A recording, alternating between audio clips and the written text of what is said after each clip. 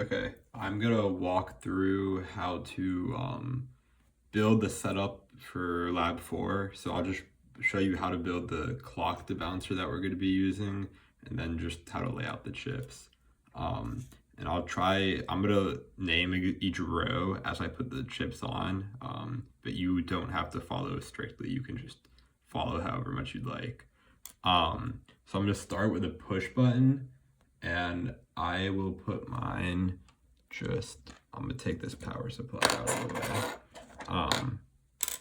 I'll go ahead and put it on pins 11 and 13.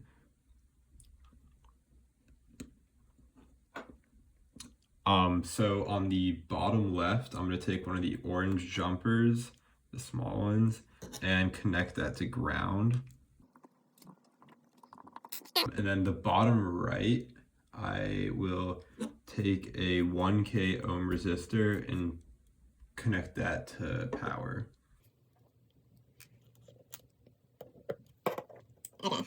Then I'm gonna take a 555 chip, so it's this small tiny one from the kit, and that's what we're gonna use to debounce the push button in this lab. So lay it out such that that black dot is at the bottom left, and then I'm gonna go ahead and put mine, I'm gonna leave a 1-pin gap and put mine on row 15. And then we're gonna have to connect that to power and ground. So I'm gonna take another orange jumper and connect the bottom left to ground. So that'd be on row 15. And then I'll connect the top left to power, also on row 15. Okay, and then I'm gonna take one more orange jumper, and I'm gonna take the output of the push button, so the bottom right of the push button, and connect it to the second pin on the bottom row of the 555.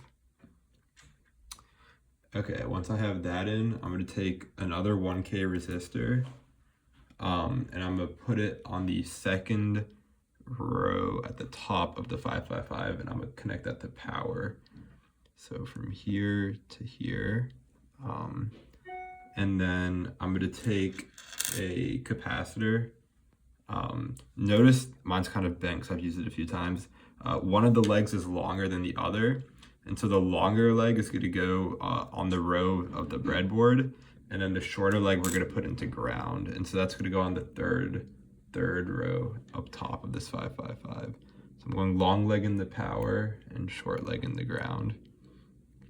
And then the last thing we need to do, take one of the short uncovered wires. You might have to bend it a little, and we're gonna place it to connect the second and third row at the top of the 555, just like that. And so that right there should be enough to get the clock going. So I'm gonna take the power supply and put it back in. I'll plug it in and turn it on. And nothing happens when we press this, and that's because we don't have an LED. So the output of this clock is going to be the third pin on the bottom. So just to test it, I'll have a LED. I'll put it from that third pin and then to ground. And now when I press the button, the clock works. That's kind of blinding. In the lab, we're not going to keep this LED, so you're not going to be able to see the clock. Unfortunately, we found that it causes issue with the debouncing. So you'll just have to know that that third output on the bottom row of the 555 is what you should use as the clock for the register.